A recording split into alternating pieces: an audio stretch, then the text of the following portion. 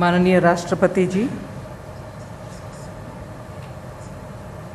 Right Honorable Prime Minister and Leader of the Government Business from the Republic of Uganda, Your Excellency the King Smt III, Kingdom of Swaziland,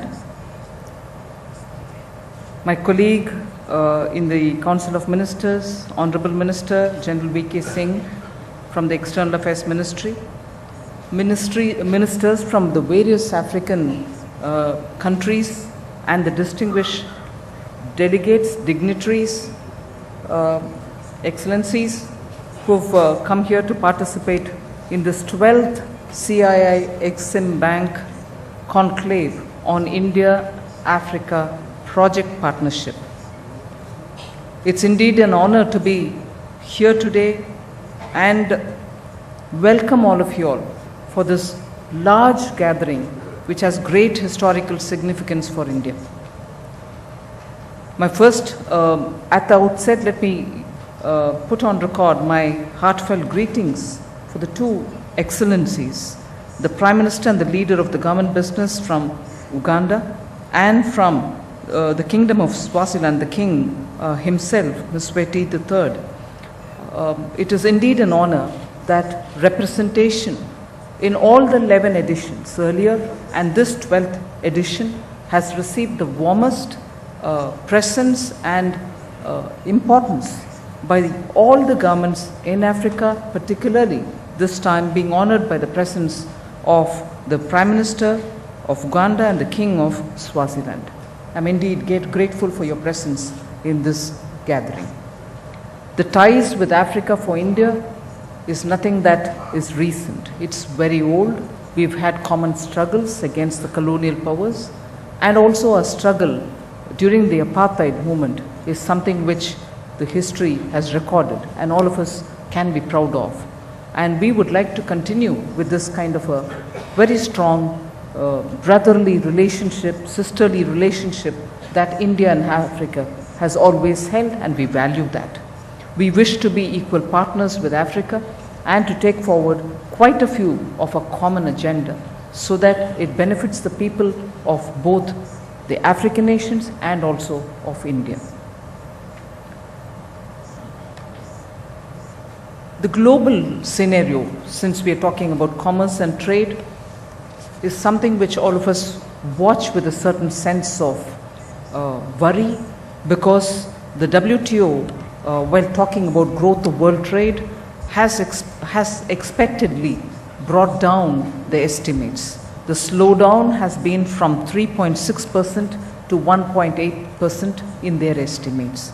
If the global trade situation is dismal, I would only want to say before this August gathering that the opportunities for Africa and India in terms of trade and project relationship is only immense, and absolutely a large percentage of it remains untapped.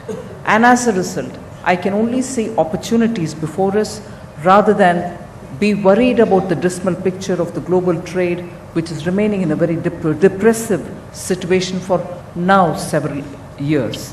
2010-11, where it was 51.67 billion, to an increase of 56.69 billion in 15-16 is a good and considerable increase, but opportunities do exist. And it is important, therefore, to recall the newer sectors in which we can have greater interaction, engagement, and productive relationship are renewable energy, drugs and pharmaceuticals, healthcare, some of the areas in which India has had international recognition, whether from the US FDA or from the European agencies or even from Japan.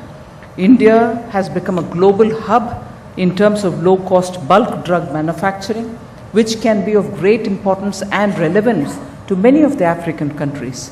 In fact, I would think the existing collaboration for joint research and manufacturing in order to combat pandemics such as HIV/AIDS diseases and further such diseases with low-cost health care is of great priority for India and would be of great benefit for the African countries as well. Of course, we've had power infrastructure, oil and gas, mining and minerals, telecom, automotive manufacturing, farm equipment manufacturing, all of which have been in priority all these years. But if we now add renewable energy, drugs and pharmaceutical, together with healthcare and education, there's a great opportunity for a win-win situation between African countries and India.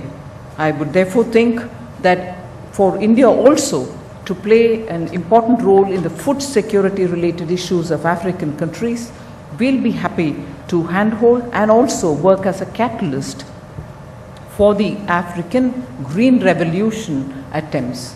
It will be a great opportunity for Indian specialists from particularly the private sector who've made immense contribution in terms of irrigation, in terms of best practices in agriculture, all of which can be of great benefit for food security both of India and for Africa.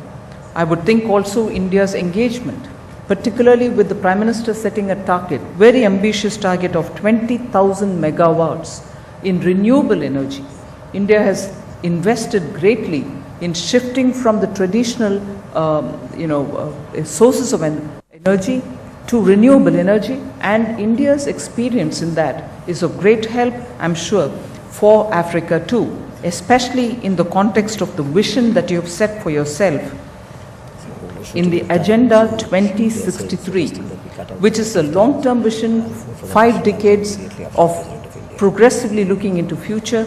And in that, if Africa's trade is expected to grow immensely between now and in another 50 years, I think India has a great opportunity to work together with nations from Africa, and we are quite keen to be partners in your development as much as our engagement with Africa to continue from the point of view of historic relations too. I thank all dignitaries who have come here to be with us today.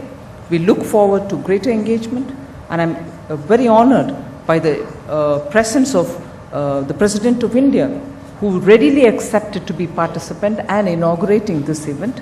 We are honored, sir, by your presence, and it shows the importance India places for this very important relationship. Thank you very much. Jai Hind.